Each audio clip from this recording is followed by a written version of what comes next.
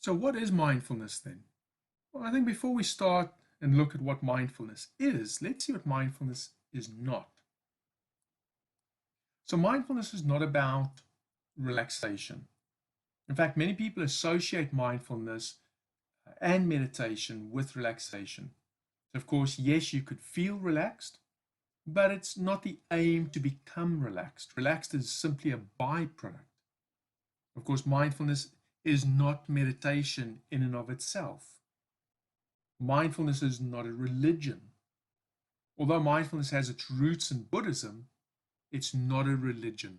And we'll talk more about that shortly. Mindfulness is not a way to change thoughts or to even stop thinking. Mindfulness is neither difficult nor easy. It's not difficult because even children can practice mindfulness. Yet at the same time, it's not easy. And this relates to, us as human beings, sometimes we're very preoccupied with the past and the future. And sometimes we have a hard time to stay present. Mindfulness does not take a lot of time. Sometimes people think, oh, if I'm going to do mindfulness or meditation, I need to practice for half an hour to an hour each day. And whilst that certainly helps, you can do mindfulness bursts in as little as a minute or so. So mindfulness does not take a lot of time. In fact, we're going to look at some things that you can do in a very short period of time so that it can fill in or fit in during your busy day. Mindfulness is not a way to not be concerned with the future anymore. Life carries on, and it's important to plan. It's important to think about how are you going to pay the mortgage? How will you pay the bills? It's not about not thinking about the future anymore.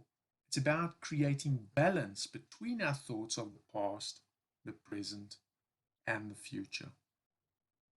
Now, sometimes people think, oh, but mindfulness, meditation, it's a little bit wishy-washy, it's a little bit flaky.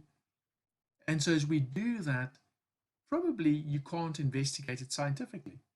And well, actually, yes, you can. And there's been many studies that have proved that mindfulness actually works. And so we'll look at some of those studies as well. So what is mindfulness then? Jon Kabat-Zinn said, mindfulness means paying attention in a particular way, on purpose, in the present moment, and non-judgmentally. Or mindfulness is simply being aware of what is happening right now, without wishing it were different, enjoying the pleasant without holding on to when it changes, which it will, being with the unpleasant without fearing it will always be this way, which it won't. The mindfulness is knowing what is happening, when it is happening, without preference.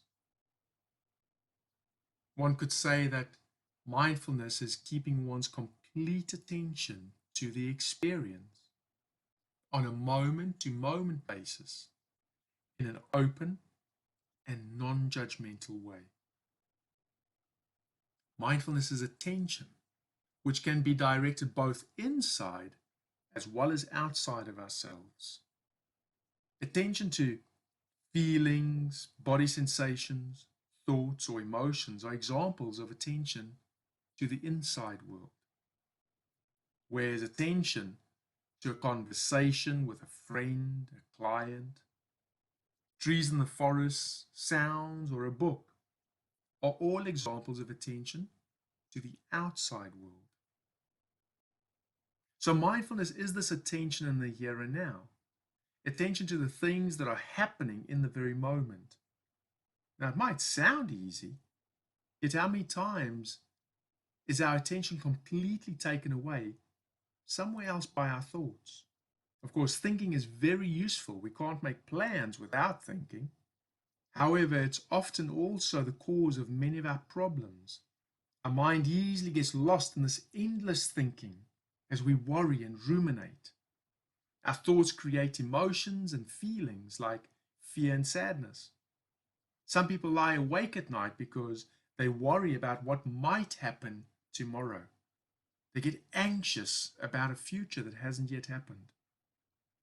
In our mind, we're consistently busy with the things that need to be completed. So these are just some examples of how our mind can make things difficult for us.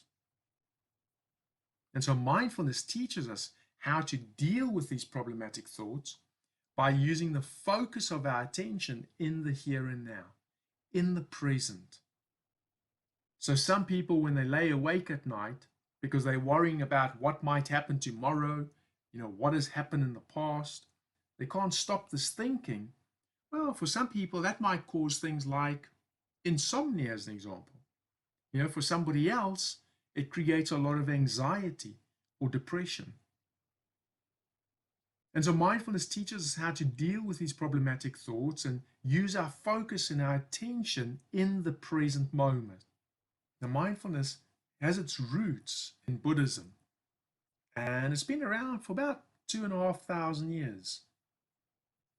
In fact, the English translation of the word sati, which is a Pali word, the English translation means keeping one's complete attention to the experience in a moment-to-moment basis in an open and non-judgmental way. So Pali was the language of the Buddhist psychology. So mindfulness is all about cultivating the direct attention on the experience in the present moment. It's about the way in which we pay attention openly and non-judgmentally. Because sometimes people ask, well, what's the difference between mindfulness and concentration? Now, it's really about that quality of attention, being open and non-judgmental. So Jon Kabat-Zinn, he's a professor of medicine. He brought mindfulness to Western society in the 80s, and he got rid of the religious aspects of mindfulness to make it easier to accept for us Western society.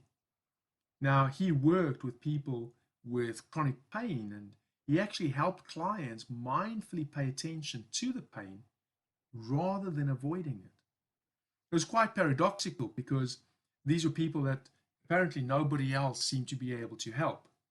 And he then developed the MBSR, which is mindfulness-based stress reduction, which is an 8-week program which is still used today and has actually been the foundation of many other training programs.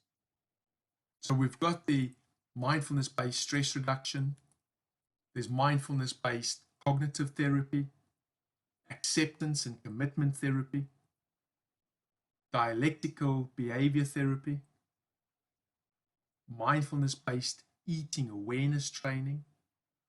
And so mindfulness has found its way in many different spheres and courses to be able to help various clients with various types of problems. So it's not specific to one area of life. I think mindfulness can really help us, and certainly, again, as a coach, how do we help our client become more aware, more present, more in the moment, as well as for ourselves, so we can live more mindfully and, of course, then create the type of life that we want.